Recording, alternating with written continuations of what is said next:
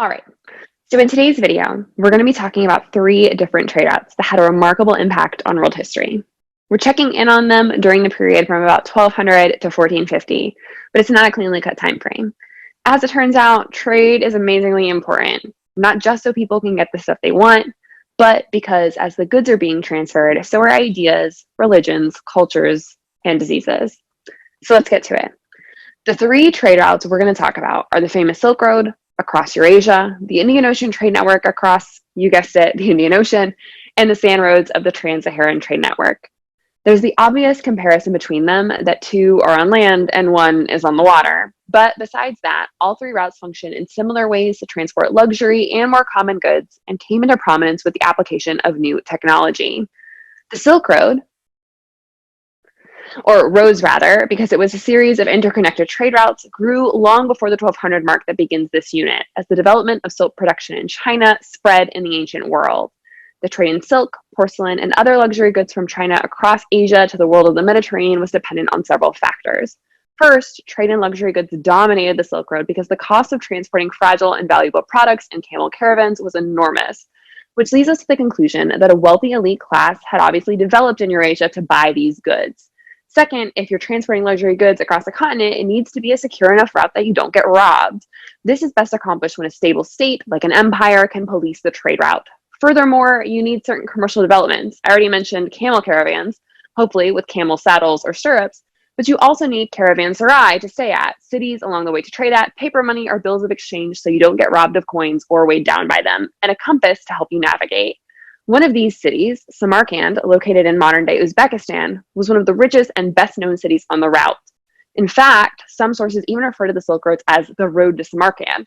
Sogdian, the language of the empire who controlled the city during its heyday, became the most common language used on the Silk Road network, and the city itself illustrates a beautiful blend of Persian, Chinese, and Islamic architecture, a great demonstration of how not just silk, textiles, and spices traveled along this route.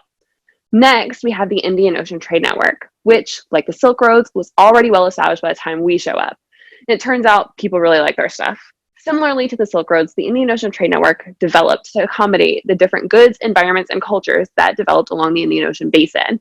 So porcelain from China, spices from Southeast Asia and Indonesia, cotton and pepper from India, gold and ivory from the African East Coast, and all that money provided huge incentives to exchange overseas.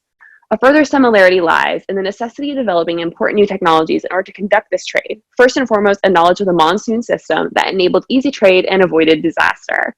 In order to take advantage of this environmental knowledge and the possibility for prosperity came the necessary development of appropriate seafaring technology, astrolabes, lateen sails, and new ships like the Arabian dhow and the Chinese junk.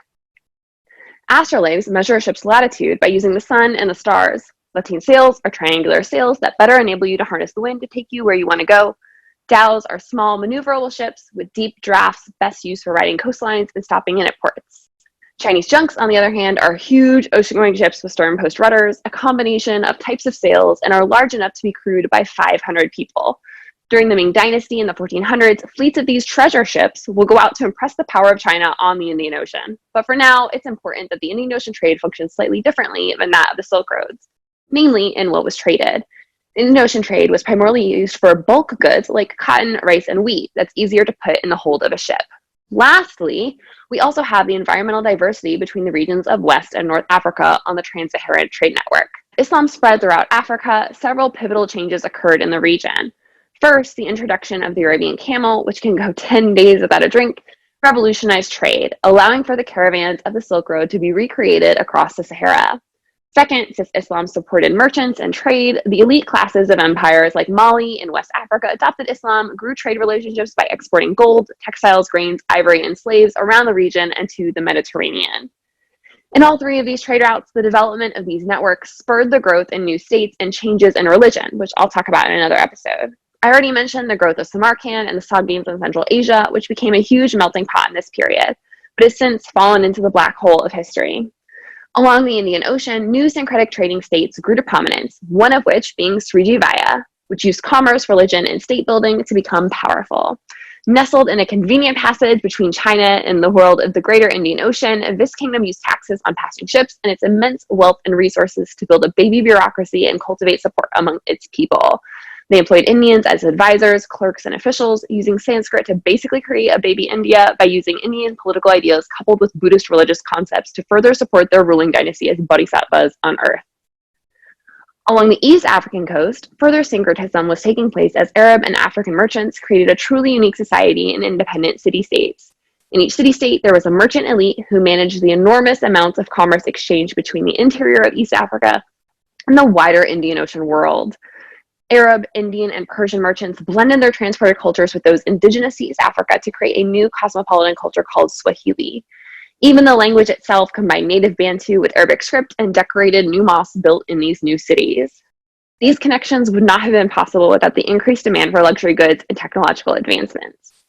There's an old saying that necessity is the mother of invention, but never underestimate people's desire for nice stuff and the power that simply wanting something from around the world can have.